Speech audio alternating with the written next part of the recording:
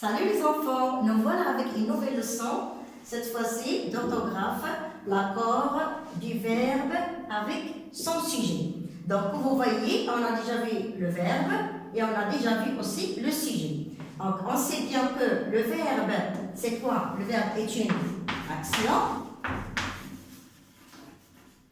Et qui est-ce qui fait cette action? Bien sûr, c'est le sujet. Le sujet donc c'est qui? C'est celui qui fait l'action du verbe. Et on a déjà dit que pour trouver le sujet dans la phrase, on pose la question qui est-ce qui? Exemple, la phrase l'élève travaille bien. Ici, pour trouver le sujet, je pose la question qui est-ce qui? Donc, je dis qui est-ce qui travaille bien? Donc, c'est l'élève qui travaille bien. Donc, maintenant, j'ai trouvé le sujet qui est quoi? Qui est l'élève. Donc, l'élève, c'est le sujet. Et lorsque je veux trouver, ou bien je veux chercher le verbe, je pose la question que fait l'élève? Donc, que fait l'élève? L'élève travaille. Donc, travail, c'est l'action. Et donc, travail, c'est le verbe. D'accord? Donc, vous voyez ici, voilà le sujet, voilà le verbe. On passe maintenant à notre phrase. Les élèves travaillent bien. Qu'est-ce que j'ai fait ici? Regarde ici, l'élève, ici, les élèves. C'est le même sujet. Mais qu'est-ce que j'ai fait? J'ai fait le sujet au pluriel. Comme vous voyez, le déterminant est au pluriel. Bien sûr, le nom va être aussi au pluriel. Donc, je dis les élèves travaillent bien. Donc, regardez ici, travail. Qu'est-ce qu'on a ajouté? Si vous voyez ici, il y a le E. Donc, la terminaison du verbe, c'est le E. Tout simplement pourquoi? Parce que le sujet, il est au singulier. Mais lorsque j'ai fait le sujet au pluriel, bien sûr, le verbe, est-ce que je vais laisser le même? Bien sûr que non. Mais je vais faire l'accord du verbe avec son sujet. Ça veut dire que je vais faire le verbe aussi au pluriel, à la troisième personne du pluriel. Donc, les élèves travaillent avec ENT. ENT, c'est la marque du pluriel, la troisième personne. On va voir notre phrase. Ici, vous viendrez à la fête. Donc, qui vient à la fête? C'est qui? Ce sont vous. Donc, vous, c'est qui? Vous, c'est le sujet. C'est lui qui fait l'action. Et que fait le sujet? Alors, viendrez à la fête. Donc, le fait de venir, c'est une action. Donc, viendrez, c'est le verbe. Donc, vous voyez ici, le sujet, c'est vous. C'est un pronom personnel sujet. À la deuxième personne du pluriel. Bien sûr, le verbe va aussi être, il va prendre la terminaison de la deuxième personne du pluriel. Donc, le vous, on sait bien le vous, la terminaison, c'est EZ. D'accord? Donc, on parle toujours des temps simples. On parle des temps simples. Je prends notre phrase. Il écoutait attentivement la leçon. Donc, on voit ici, le sujet, c'est qui? C'est qui fait l'action? C'est lui, ça veut dire il. Donc, le sujet, c'est qui? C'est il. C'est la troisième personne du singulier. Et le verbe, c'est quoi? L'action, c'est quoi? C'est le fait d'écouter. Et je vais chercher ici la terminaison de ce verbe écouter. Donc, écouter, c'est le verbe. Je cherche la terminaison, c'est quoi? C'est AIT. Et vous savez bien, AIT, c'est quoi? C'est la terminaison du verbe écouter à l'imparfait. Et elle est à quelle personne? À la troisième personne du singulier. Et on sait bien que la troisième personne du singulier, la terminaison, c'est AIT à l'imparfait. Elle est au singulier. Puisque le sujet est au singulier, bien sûr, le verbe va être aussi au singulier. Maintenant, voilà, j'ai fait, voici il avec S, j'ai fait le sujet à la troisième personne du pluriel. D'accord?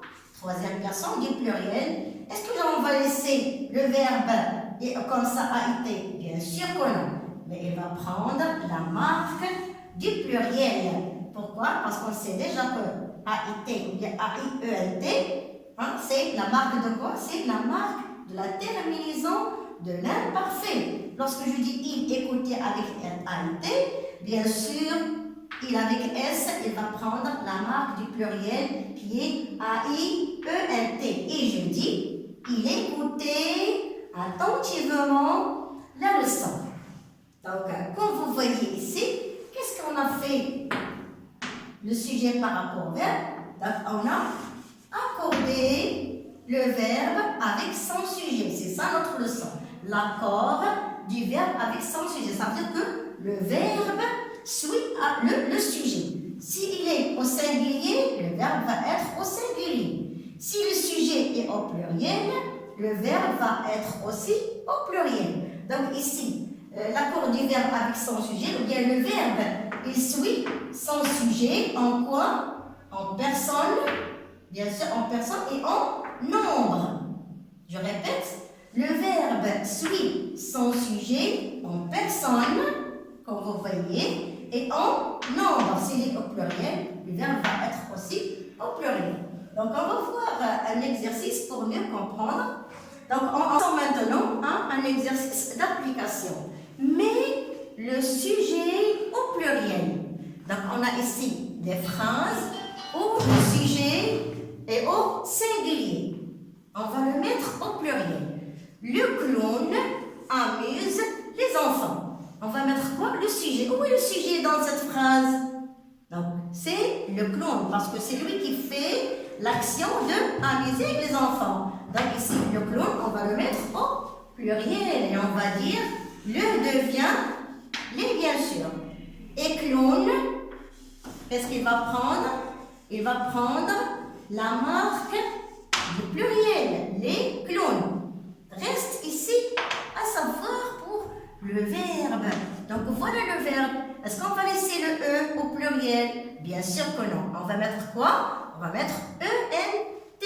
Et on va dire les clowns amusent avec ENT, la troisième personne du pluriel, parce que le sujet est à la troisième personne du pluriel. Amuse les enfants.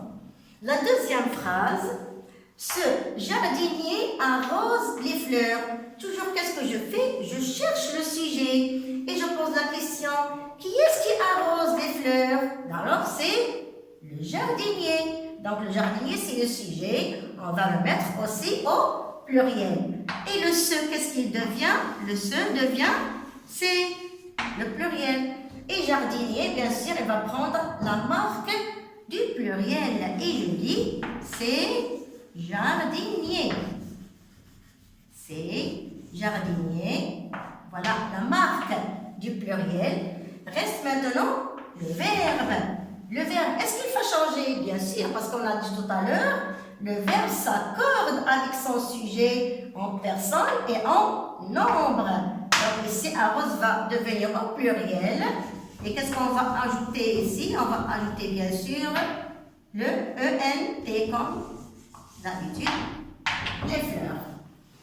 L'autre phrase, le tigre obéit aux ordres de son dompteur.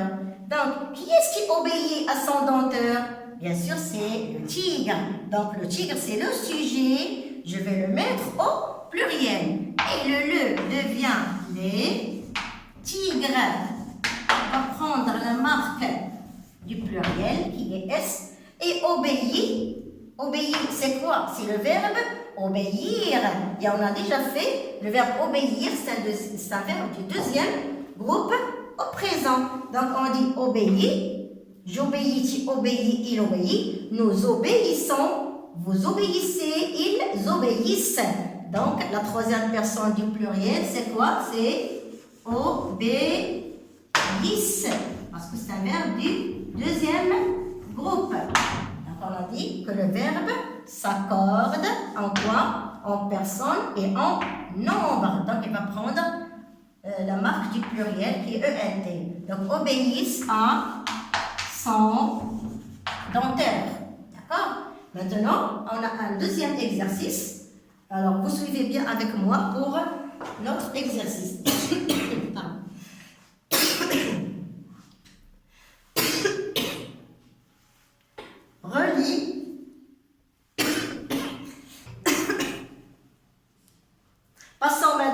à l'exercice de relie le verbe à son sujet. Donc, vous voyez ici, on a des phrases. On va essayer de relier le verbe à son sujet. Donc, ici, le cirque arrive dans la ville.